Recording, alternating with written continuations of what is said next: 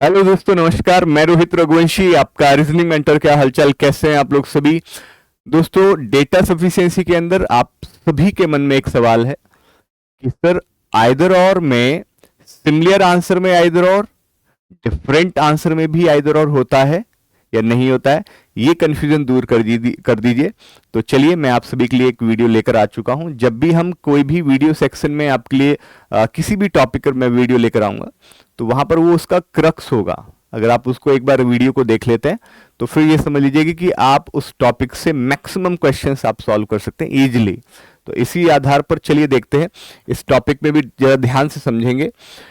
आप सभी इस बात को जानते हैं कि डेटा सफिशिएंसी में कोई भी चैप्टर हमारा हो, चाहे इनइक्वालिटी, चाहे कोडिंग डिकोडिंग, चाहे आपका सिलॉजिज्म, चाहे आपका puzzle sitting, order and ranking, topic हो, ठीक है, आपका डेटा सफिशिएंसी में उस टॉपिक से बात आपकी पूछी जाती है।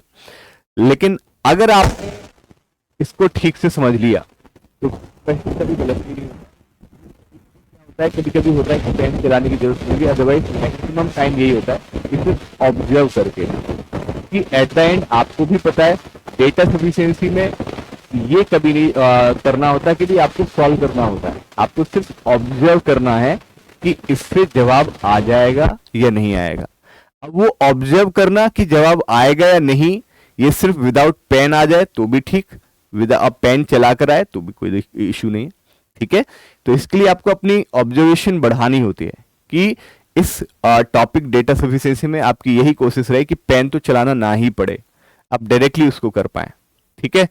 चलिए दोस्तों, सदैव याद रखना कि ये स्टेटमेंट, आपसे कोई भी क्वेश्चन पूछा जाएगा तो उसके आधार पर आपको स्टेटमेंट दिए जाते हैं, राइट। वो दो स्टेटमेंट भी हो सकता है, यानी डेटा सफिशिएंसी में आपसे 2 स्टेटमेंट भी आपसे पूछे जा सकते हैं, या 3 स्टेटमेंट, या इससे ज्यादा भी, ठीक है। लेकिन अगर आप इसका एक स्टैंडर्ड फॉर्मेट समझ गए तो फिर 3 स्टेटमेंट हो, 4 हो, चाहे 5 स्टेटमेंट हो, आप समझ गए ना उसको, उसके क्रक्स को, तो फिर कभी क्वेश्चन गलत नहीं होंगे।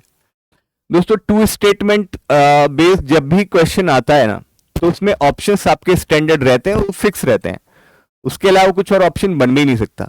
जैसे कि 2 स्टेटमेंट है, तो 2 स्टेटमेंट में भी आप कहेंगे कि फर्स्ट अलोन सफिशिएंट, केवल पहला ही जवाब दिया जाएगा। यानी कि मान लीजिए 2 हमारे पास स्टेटमेंट है, तो 2 स्टेटमेंट के आधार पर अगर पहले से ही आ रहा है जवाब, दूसरे से नहीं तो फर्स्ट अलोन, पहले से नहीं आ रहा है दूसरे से आ रहा है तो सेकंड अलोन, ठीक है। अगर मान लीजिए इंडिपेंडेंटली दोनों से आंसर आ रहा है तो यू विल से कि सर आइदर फर्स्ट और सेकंड। अभी हम इस पर चर्चा करेंगे, ध्यान रखना, अभी के लिए इतना ही समझिए। अगर मान लीजिए इंडिपेंडेंटली दोनों से आंसर अगर नहीं आ रहा है तो in that case what you will do, आप ये करेंगे कि दोनों को कंबाइन करेंगे। अगर इंडिपेंडेंटली आंसर दोनों स्टेटमेंट से नहीं आता है तो आपको कंबाइन करना होता है। कंबाइन करने पर 2 ही बातें होती है, या तो आंसर आएगा या फिर नहीं आएगा, ठीक है। अगर आंसर आ गया तो आप यू विल से कि sir both first and second are sufficient. दोनों के दोनों कैसे होंगे, दोनों के दोनों आपके सफिशिएंट होंगे। अगर दोनों को कंबाइन करने पर जवाब नहीं आया तो आप ये कहेंगे कि both first and second are not sufficient. दोनों को कंबाइन करने पर अगर जवाब नहीं आया तो both first and second are not sufficient, you will say, ठीक है, यही होगा। अब बात आती है कि आइदर और के बारे में थोड़ा सा बता दीजिएगा। तो आइदर और के बारे में मैं आपको बता दूं दोस्तों, बड़े ध्यान से समझिएगा।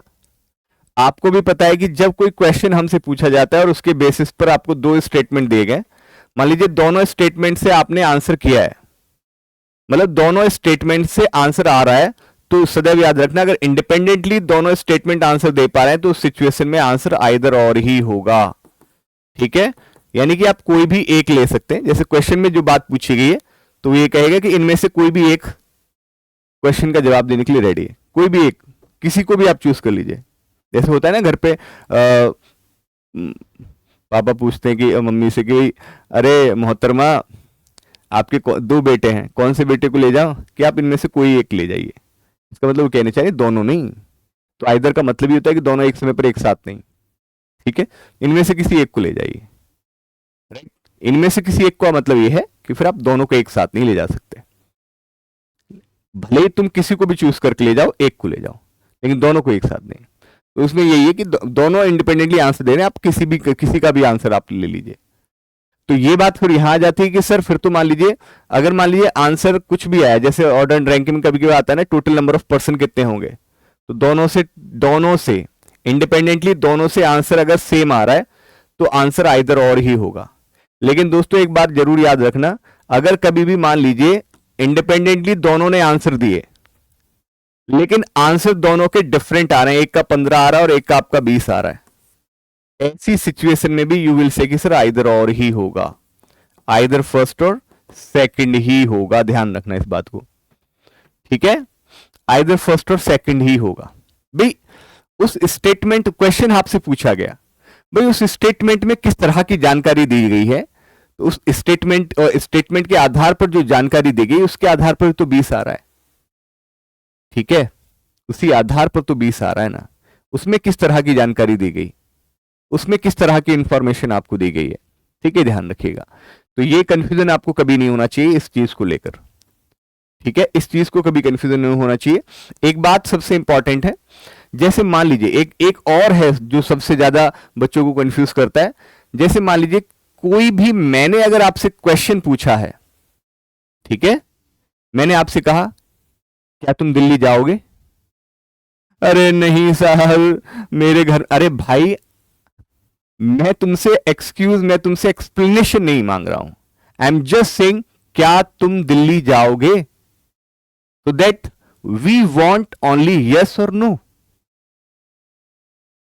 nothing else, मुझे और कुछ नहीं चाहिए, ना मुझे कुछ और जानना, right, I am just saying क्या तुम दिल्ली जाओगे, क्वेश्चन मार्क, हाँ या ना, आर यू मैरिड, अरे पिताजी ने तो शादी करवाई ही नहीं, पिताजी से मैं, अरे तो भाई मैं थोड़ी ना पूछ रहा हूं, I am just saying are you married, yes और नो,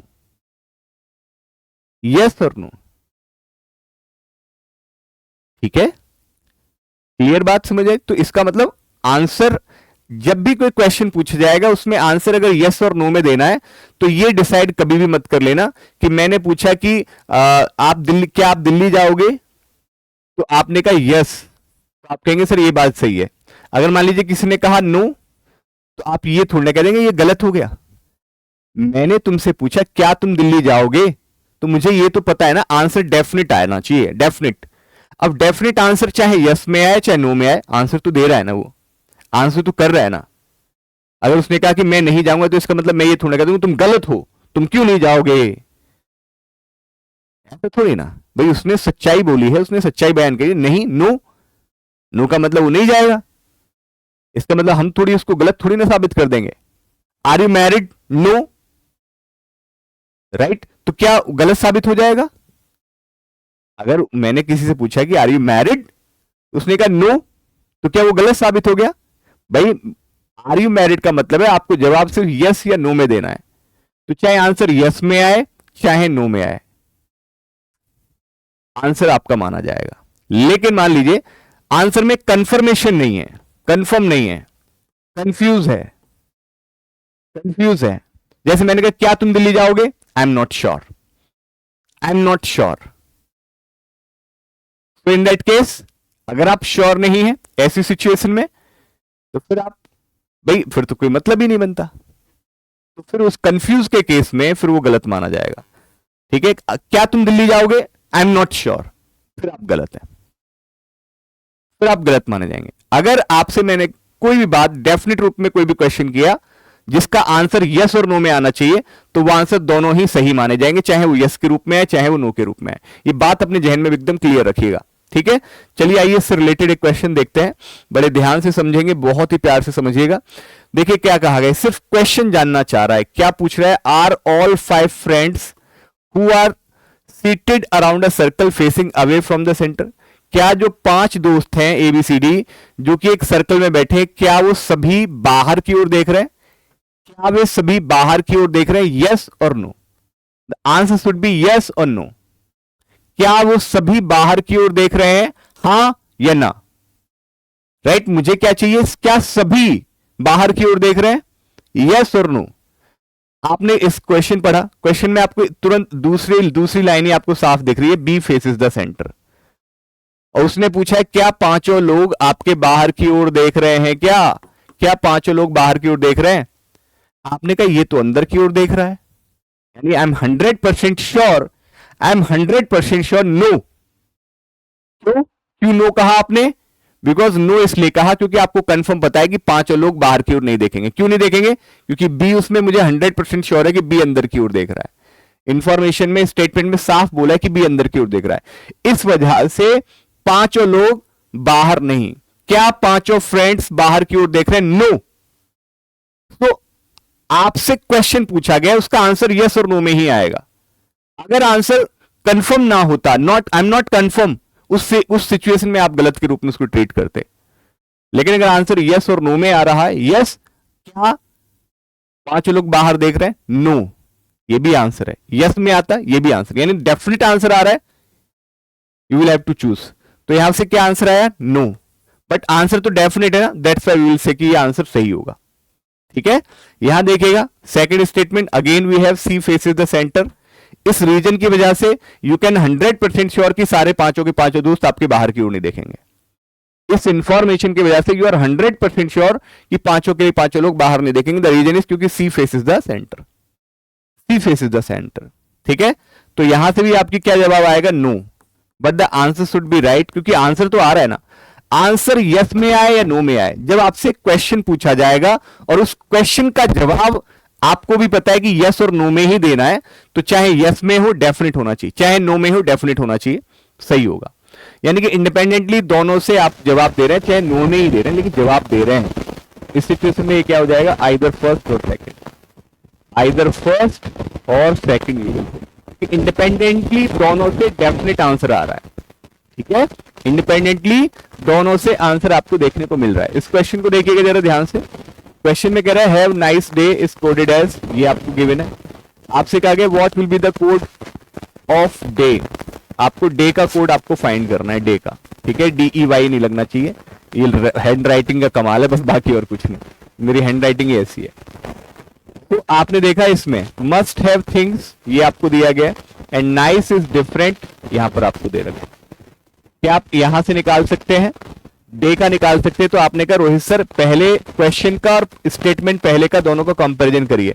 आपने कहा हैव तो यहां से कॉमन है, नाइस और डे में से आपने कहा नाइस आपका यहां से कॉमन है, तो इसका मतलब हैव जो है, हैव का कोड क्या हो जाएगा? बोल हो जाएगा।